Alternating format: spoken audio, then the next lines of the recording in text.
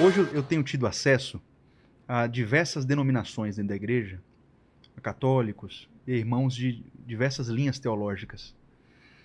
E eu acho que isso é uma coisa de Deus para mim, porque eu tenho acesso no meio reformado e irmãos de igrejas presbiterianas me chamam para pregar, católicos me chamam para perto, pentecostais me chamam para perto, e eu tenho acesso, assim, o pessoal da Brasil Paralelo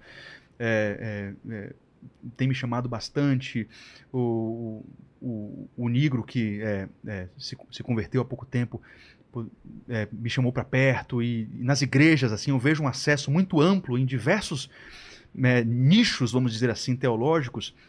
E por que eu acho isso interessante, Vilela? Existe uma guerra contra o casamento e contra a família. E eu creio que Deus está chamando a igreja, de forma geral, para um tempo em que nós temos que nos unir em prol da família. Porque se nós não nos unirmos nesse tempo, nós seremos obliterados. É óbvio que as portas do inferno não prevalecerão contra a igreja e Jesus não vai deixar que isso aconteça. Mas eu acho que existe um apelo, e eu sou um mensageiro dessa voz. A gente parar de perder tempo com picuinhas teológicas menores, com o sexo dos anjos, se Adão tinha umbigo. Ah, porque você... Quarta vai... Não sei se amanhã que vai ter um debate interessante aqui, né? Do arminianismo contra calvinismo. Existem questões importantes, mas no final existem questões secundárias que não vale a pena a gente tratar o outro como um oponente. Esse aqui é o meu ponto. Eu acho que a luta global do sistema do anticristo contra a família é muito mais séria e nós precisamos nos unir para resistir. A família é a última trincheira. Se você não lutar para criar uma família clássica, forjar uma família duradoura, você vai ser obliterado. Ou você forma uma família tradicional, de acordo com os ensinamentos milenares da Bíblia, ou muito provavelmente a sua casa não vai resistir aos próximos anos. Porque o que eu estou vendo por aí para frente não é bom. Exatamente. Inclusive, não sei se você quer falar um pouco sobre escatologia. Podemos falar. Mas é um tema interessante, porque eu já vi que você recebeu aqui no podcast pessoas que acreditam, por exemplo, que a igreja não vai passar pela grande tribulação, pessoas que acreditam que a igreja vai passar pela grande tribulação. O que é que você acredita hoje, assim? Não sei se... Como é que você vê o futuro? Você tem algum tipo de linha teológica ou você não decidiu? Assim, não decidi ainda. Interessante isso, né? Porque eu acredito que não tem lógica nós entendermos que a igreja não vai passar. É? Porque, veja... Que eu já vi argumentos bons dos dois lados. Exato. Né? Exatamente. Existem bons argumentos, mas para você ter uma ideia, existem pastores que eu respeito muito, como o próprio Lamartine, que é um pré-milenista dispensacionalista. Eu também sou pré-milenista, mas sou histórico. Eu sou um pré-milenista que me baseio principalmente nos ensinamentos dos pais da igreja nos primeiros séculos. E eles acreditavam no pré-milenismo, só que o histórico. Né? E eles eram pós-tribulacionistas. Eles acreditavam que a igreja vai passar pela grande tribulação. E eu acredito, a igreja vai passar pela grande tribulação. Eu consigo provar para você aqui. Por quê? Porque, veja, primeiro que Isaías, ele usa uma figura de linguagem que Jesus também utilizou, que é como se o fim dos tempos remetesse a uma mulher grávida. Você já ouviu falar sobre isso? Então, as dores de parto, o princípio das dores, toda essa linguagem bíblica de Cristo no sermão profético, aponta para uma gestação. E qual é o grande detalhe, né? A mulher, quando ela vai se aproximando do dia da gestação, Jéssica passou por isso 3 vezes, ela começa a ter contrações de treinamento. Ainda não está perto do parto, mas ela começa a sentir certas dores mais espaçadas. Então, ao longo da história, nós já tivemos guerras, rumores de guerras, doenças, catástrofes, sinais nos céus, luas de sangue, coisas assim. Mas são contrações de treinamento e elas vão se intensificando. E é interessante porque a figura que Isaías e Cristo utilizam é que a tribulação do fim é como se fosse o momento do parto. O parto é a dor mais intensa e a mulher sabe que essa dor, ela em certo sentido é uma dor boa, porque depois dessa dor ela vai ter a alegria de segurar o bebê no colo.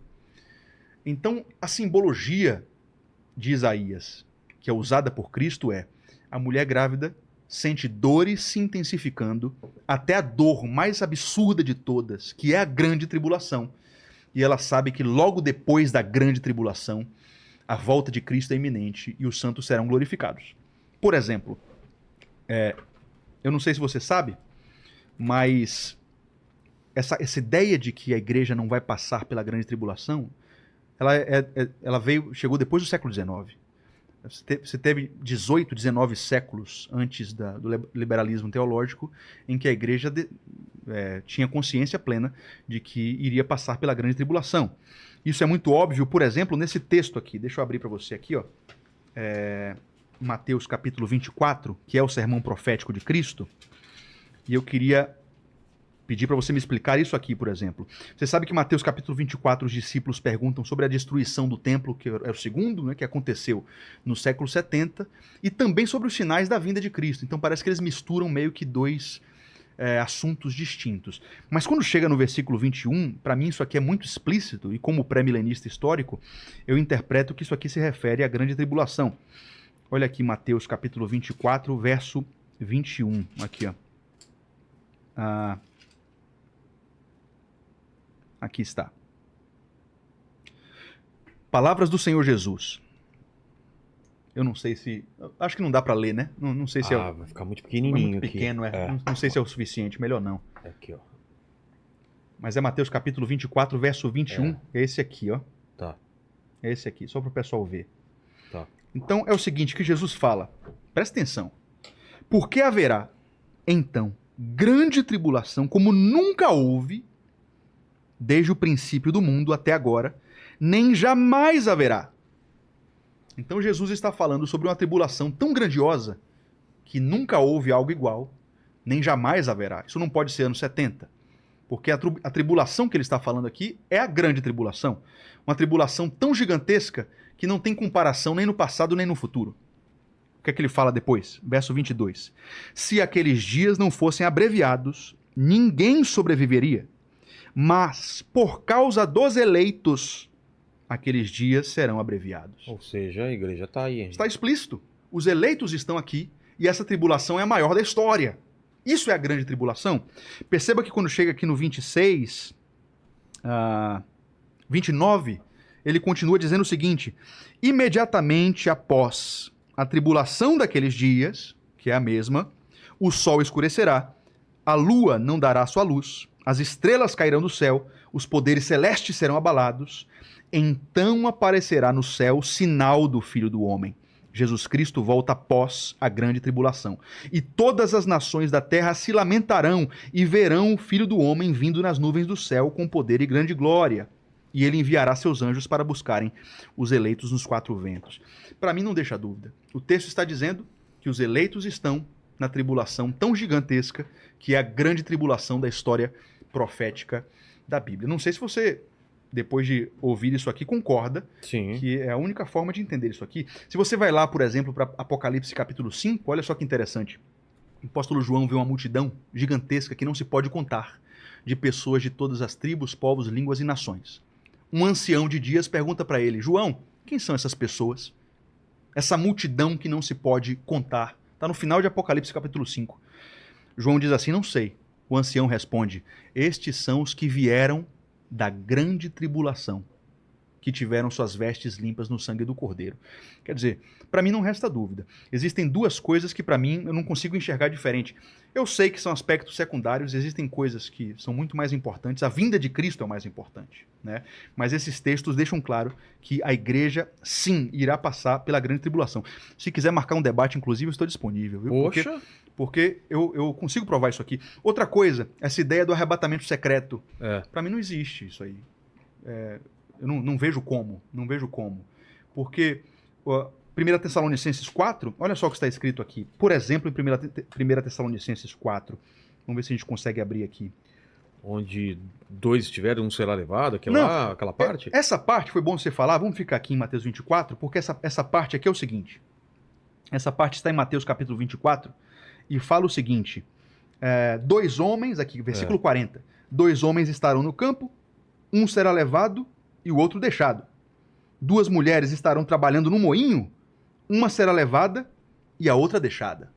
Aí eu te pergunto, Vilela, você quer ser levado ou deixado? Levado. Levado? Sim. Por quê?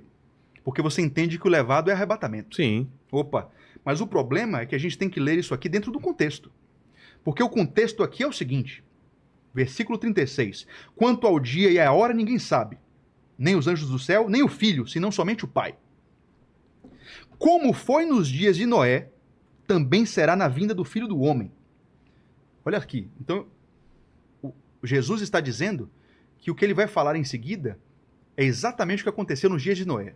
Como foi nos dias de Noé, será nos dias do Filho do Homem. Como é que foi nos dias de Noé? Veio um dilúvio e levou as pessoas na água. Pois nos dias anteriores ao dilúvio, o povo vivia comendo e bebendo, casando-se e dando-se em casamento, até que Noé entrou na arca. E eles nada perceberam, até que veio o dilúvio e os levou a todos.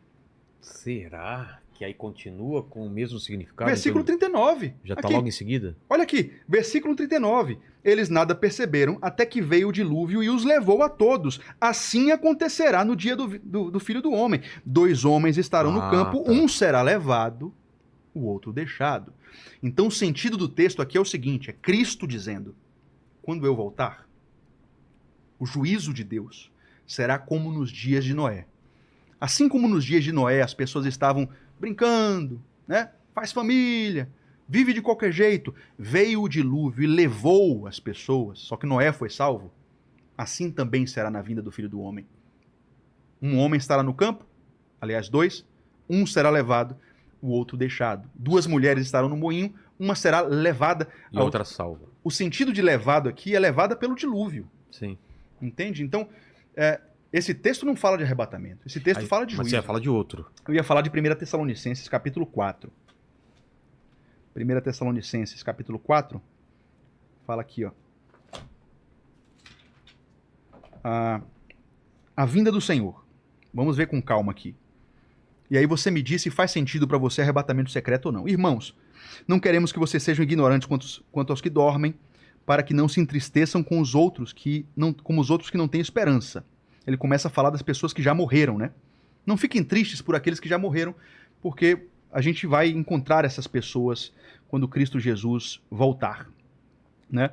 E aí no versículo 16, ele fala o seguinte, ó: pois dada a ordem, com voz do arcanjo e o ressoar da trombeta de Deus, o próprio Senhor descerá dos céus e os mortos em Cristo ressuscitarão primeiro. Então, Paulo está dizendo aos irmãos de Tessalônica o seguinte: não se preocupem com os que estão mortos, com aqueles que já foram e estão em Cristo. A gente vai encontrar esses irmãos novamente.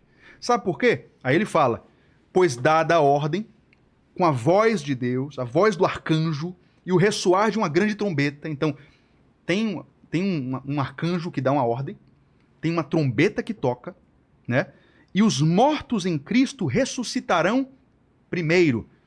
Os mortos ressuscitaram. Versículo 17. Depois nós, os que estivermos vivos, seremos arrebatados com eles nas nuvens. O texto está dizendo, Vilela, que vai chegar um dia em que o arcanjo vai bradar. É agora! Alguma coisa assim. Eis o noivo, não sei o que é. Uma trombeta gigantesca toca. Turu, todas as nações da terra veem. Depois, aqui, existe uma ordem cronológica aqui.